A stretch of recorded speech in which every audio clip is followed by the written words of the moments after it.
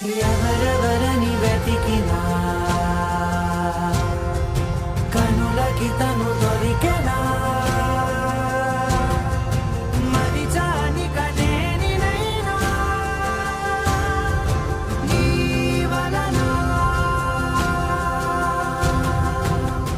తెలుసా తొలిసారిగా మనసే గెలిచా